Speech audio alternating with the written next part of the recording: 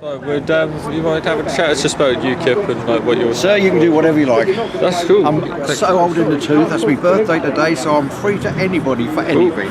Thank you, man. And who are you or what are you today? I'm a district councillor. I'm the one who defected after Douglas Carswell went. I followed him. So now I just believe in the policies, and I can have an open speech now if I get it back into tendering again. Town, I get up to Clacton, the town hall, then I can have my speech. Whereas before, when I was under the other party, I was told how to vote for the last 3.5 years, 4 years, where I've always been independent, and I would like to,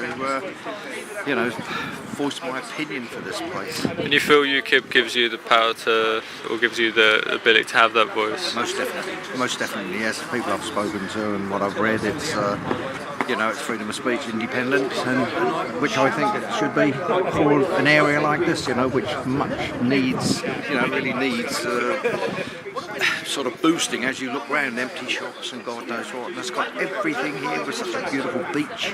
Thank you very much for your chat. No problem. Hope you're the best. No problem. What is it you're out here today doing? Well, we're out here today because we think it's a market day in Harwich is a great day to come down and actually engage with people. So I've got a good group of people out here today. I think the core of about 10 or 12 people we've got on the street, handing out my election leaflet, which I would like to think now everyone in the constituencies had the introductory leaflet.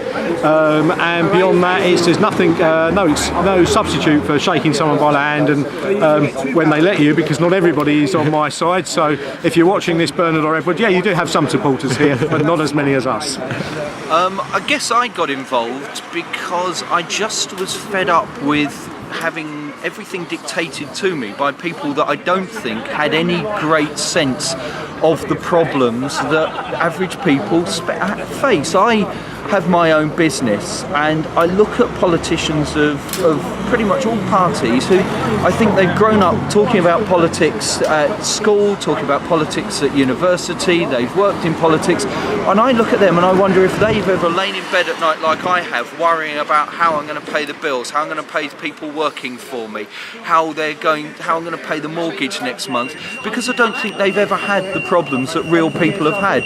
And I looked at UKIP and I figured that actually people involved in UKIP really do get what bother average people in the street, and that's why I felt that I had to get involved. You said an interesting thing there. You said you're a business owner. I saw a thing a couple of months back.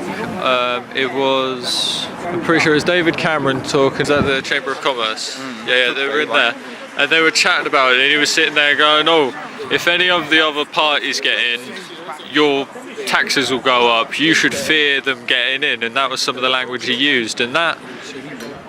Do you know what? The Conservative Party are the party of big business, really. I think there are lots of vested interests that their definition of a small or medium-sized enterprise is one that is up to a turnover of £100 million. They don't look at they say, small businessmen are the future of this country, they're the backbone of this country, yet they give loads of regulation, they tax like crazy, and they cause me all sorts of headaches. And let's face it, if I want to employ another person, it costs me not only the salary but another 13% in national insurance contributions. This is ridiculous. So when they say they're all pro-business, they're not. And my view is that one of the issues is that this country used to be able to trade with the Commonwealth, had a cultural links with North America, geographic links with Europe. We've thrown everything into the European Union. We've upset. I've done business in Australia, and the Australians are cross with the British because they feel we ignore them for the benefit of our friends in Europe. The North Americans don't see any positive benefit in Britain, even though our language and our cultural links are so similar, because we've thrown ourselves into just a bit dealing as one entity with Europe.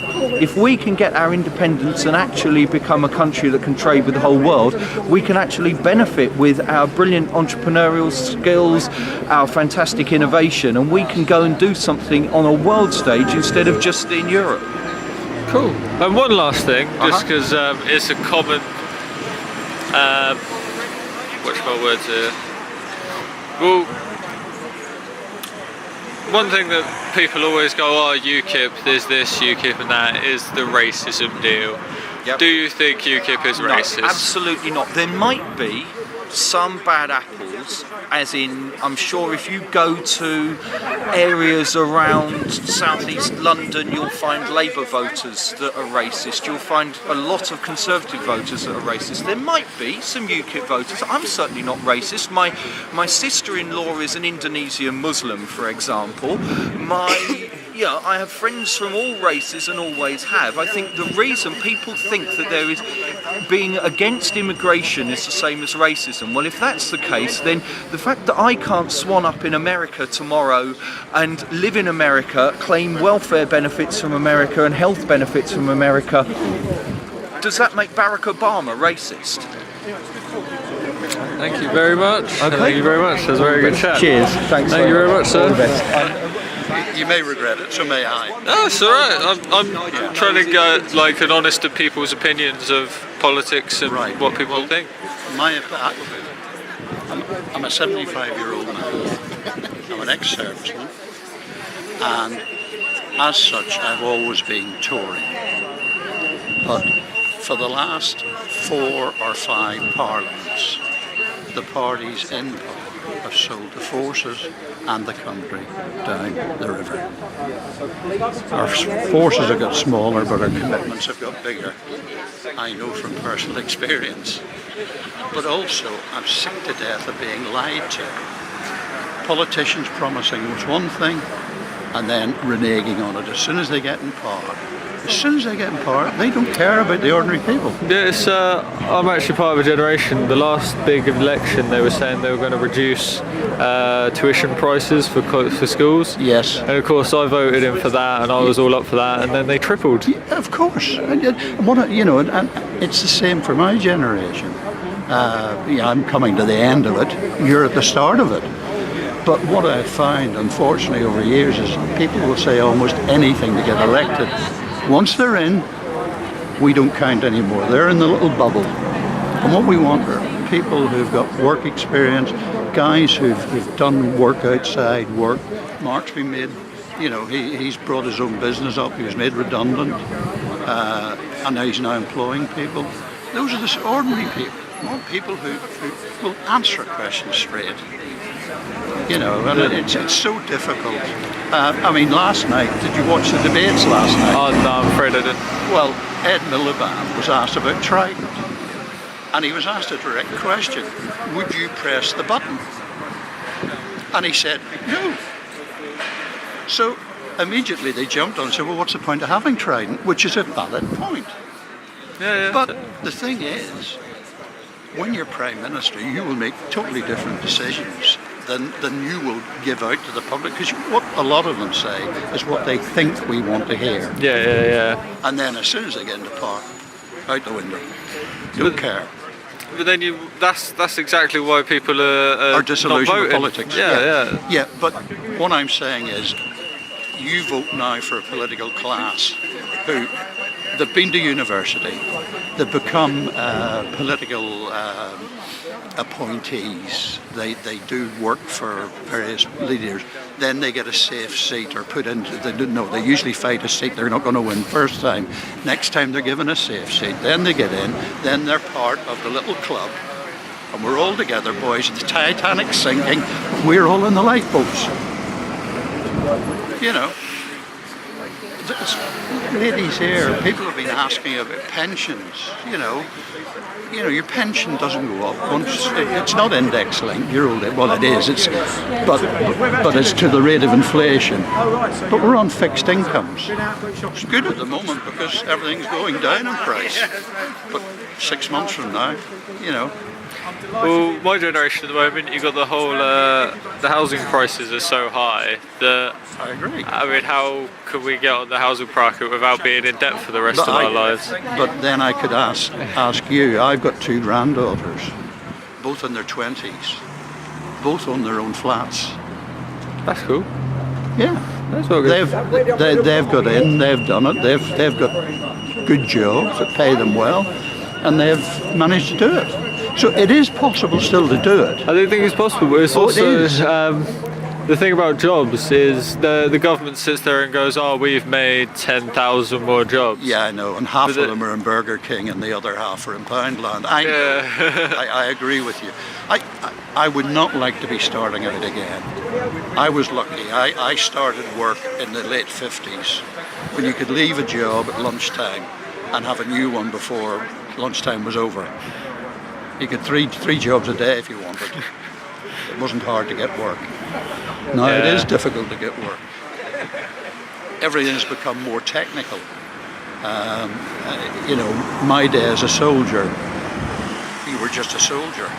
Nowadays you have to be a technician to be a serviceman because you've got to work all this new equipment. So it's... Well, it's, I don't know, the whole job market thing is a whole other monkey barrel of... Well, it's certainly it's not good. I mean, how do you make more jobs? Thanks for chatting to me anyway. That's all right. Thanks for coming out. Yeah. I've been told that you made the pension policy. That's someone correct. mentioned. What? I'm completely clueless about that. What You're does going to that... retire one day. You're going to retire one day, Simon. Oh yeah, I will. But I've been told by the time I retire, I'll be like 90. That's, well, I think you summarised there what a lot of people think, which is, you know, pensions are something just for younger people which is so far away. I'll give you an example. Someone who's recently celebrated their 50th birthday, if you were female, when you entered the workforce, your retirement age was 60. Now it's 67. That's a 7-year increase since you started work. Now, for a lot of people, that won't make a lot of difference because they enjoy their work, they want to carry on. But for some people, it might be they've made family arrangements, their partner may be of a different age, so that's important. But the most important thing is, I would say, if you've been digging roads since you were 16, or working in a sheet metal work, or in a shop on your feet all day since you were 16, you've probably been looking forward to your retirement. And I think now, for a woman who's been particularly badly hit by these rule changes, to go from 60 to 67, 68 and beyond is wrong. So we have reversed it and said you can retire from 65, whether you're a man or a woman in the UK, and it's fully costed and funded because we believe that is the way it's fair on society, and that's one of the legacies I would like to see. One of the policies I would like UKIP to influence government on in the next Parliament. So thank you very much. What's the UKIP or your view on mental health care in this country? Okay, well, mental health care clearly is a key part of the NHS provision in this country, and I think that UKIP value it. I think of somewhere how I can demonstrate how we valued it. If you look at what we've done in respect of the armed servicemen returning through areas of conflict, we're talking about building a special hospital for people, because it's not just physical injuries that people encounter. A lot of the time it can be stress-related injuries and mental health injuries. So that is something that we are doing. It's practical. I would like to think that as part of a whole health care improvement that we can improve that area, because often you see someone with a physical injury, it's easy to identify there's something wrong with that person, but mental health is a key area because often you don't know how people are suffering, and therefore you need to make sure we have adequate provision. So so what do you, is it about the UKIPs? Yeah. Do you support them or not support them? Of course I don't support them. The vast majority of thinking people, their electorate are the ignorant and the old. There aren't many, there's nothing much else that falls into their followers. And what I said to you just now is the case. That if you look around the world today, in fact if you look around the world any time in the last 2,000 years, you're going to see nationalism and religion causing wars, and we don't want that. I'm making these videos for YouTube. I'm saying non-biased. I think the politics is pretty bad at the moment. I think most people don't have a clue what's going on, and I'm trying to get a bit of a view for each party. Well, it's a good thing they don't know what's going on as far as UKIP is concerned, because they wouldn't get any voters otherwise. Well, it's more like I talk to all the young generation, and they don't know who to vote for because they're not taught anything in school. I mean, I'm 23. I finished school and I had no idea. about really politics or anything. And that's why I make these videos, so that people can learn more about politics. And Well, you won't hear much about politics from me other than that little bit because there's not enough time. no worries, sir. Have a good one.